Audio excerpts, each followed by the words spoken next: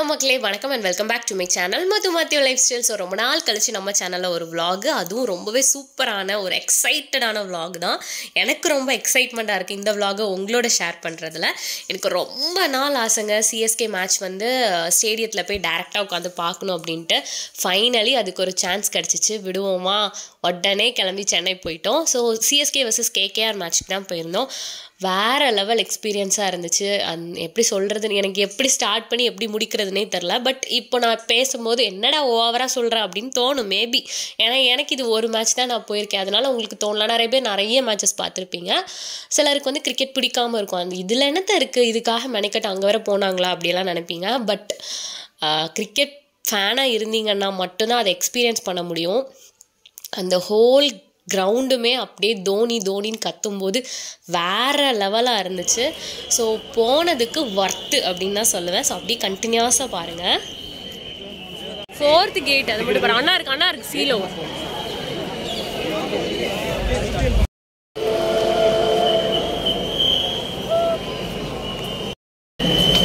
Finally CSK match பார்க்க வந்தாச்சு. 7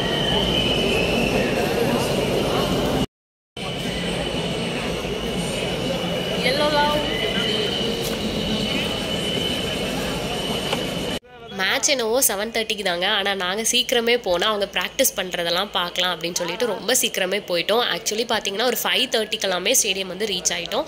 நான் ஒரு போர்ட் மாதிரி எழுதியெல்லாம் எடுத்துகிட்டு போயிருந்தேன். எனக்கு ரொம்ப ஃபீலிங்காக இருந்துச்சுங்க. இப்போ எலெக்ஷன் டைம் அப்படிங்கிறனால அலோவ் பண்ணுறது இல்லாமா அப்படின்னு சொல்லி எடுத்துட்டாங்க. ரொம்பவே கஷ்டமாக போச்சு. ஒரு வழியாக உள்ளே போயிட்டோம். அப்புறமா நாங்கள் உட்காந்துருந்த சைடு என்னன்னு பார்த்தீங்கன்னா ஃபுல்லாகவே கேகேஆர் டீம் தான் வந்து ப்ராக்டிஸ் வந்து பண்ணிகிட்டு இருந்தாங்க. அந்த சைடில் தான் வந்து பார்த்தீங்கன்னா சிஎஸ்கே டீம் வந்து பண்ணிகிட்டு இருந்தாங்க. ஸோ நான் அந்த சைட் போய் பார்த்துருக்கணும்னு நினச்சிருந்தேன்னா பார்த்துருக்கலாம். பட் ஓகே, இங்கேயே இதுலேருந்தே பார்த்துக்கலான்னு சொல்லிட்டு நான் அந்த சைட் போகல, இங்கேருந்தே தான் பார்த்தேன். ஸோ கேகேஆர் பிளேயர்ஸ் எல்லாத்தையுமே ரொம்ப க்ளோஸில் பார்த்தேன். சிஎஸ்கே பிளேயர்ஸ் வந்து எல்லாரையும் ரொம்ப க்ளோஸில் பார்த்தேன்னு சொல்ல முடியாது. அந்த பவுண்ட்ரி லைனில் வந்து நிற்கும்போது ரச்சின் ரவீந்திரா, ஜடேஜா, அதுக்கப்புறமா பார்த்திங்கன்னா மொயின் அலி வந்து வெளியில் போயிட்டு இருந்தாங்க. ஸோ அவர், அதுக்கப்புறமா வந்து பிராவோ பார்த்தேன். அப்படி கொஞ்சம் பேர் பார்த்தேன். இங்கே கேகேஆர் டீமில் பார்த்தீங்க அப்படின்னா ரிக்கு சிங்கு, அதுக்கப்புறமா வந்து ஆண்ட்ரோ ரசல், ஸோ இவங்களெல்லாம் ரொம்பவே க்ளோஸில் வந்து பார்த்தேன்.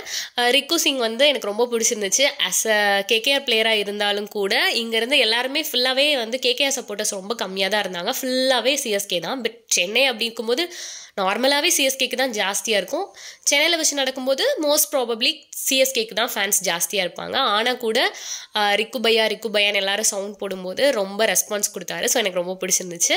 அதுக்கப்புறமா பார்த்திங்கன்னா நம்மளோட சிஎஸ்கே ஃபேன்ஸ் எல்லாம் வந்து ப்ராக்டிஸ் செக்ஷனுக்கு வர ஆரம்பித்தாங்க. தோனி இறங்கினாரு.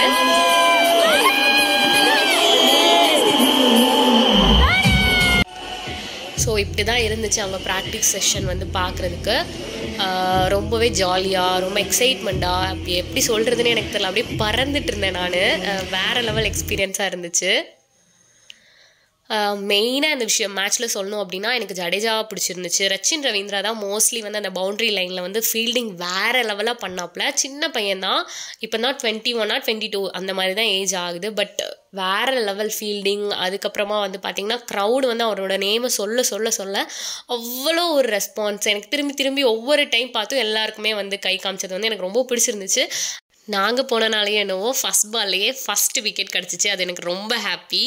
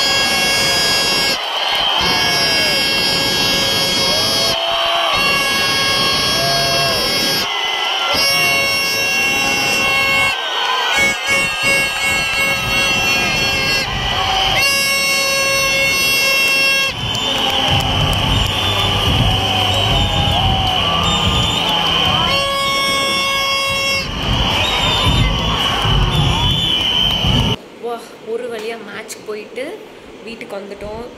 ஐயோ என்ன ஒரு கூட்டம், என்ன ஒரு மேட்ச்சு.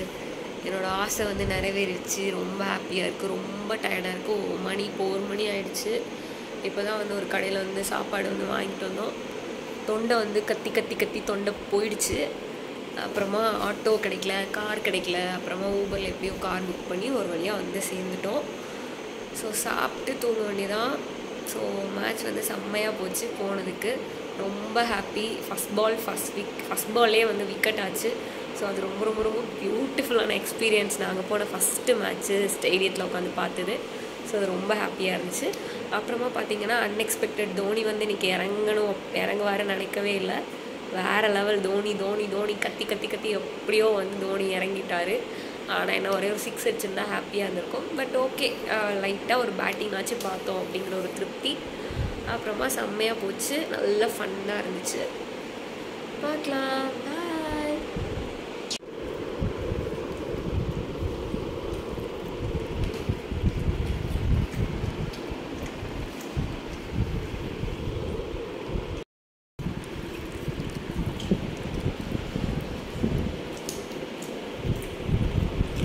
ஸோ ரொம்ப நல்லா போச்சு. ஒரு பியூட்டிஃபுல்லான டே. என் லைஃப்பில் நான் செரிஷ் பண்ணுறதுக்கு முக்கியமான ஒரு நாளாக வந்து இந்த நாளை நான் பார்க்குறேன். எனக்கு ரொம்ப பிடிக்கும் தோனியை. ஸோ சின்ன வயசுலேருந்தே எனக்கு ரொம்ப ஆசை, ஒரு மேட்சாவது நம்ம ஸ்டேடியத்தில் போய் பார்க்கணுண்டா அப்படின்ட்டு. ஸோ கிடச்சது ரொம்ப ரொம்ப ரொம்ப ஹாப்பி. அந்த வைப்பு வேறு லெவல். எக்ஸ்பீரியன்ஸ் பண்ணால் தான் தெரியும். தேங்க்யூ.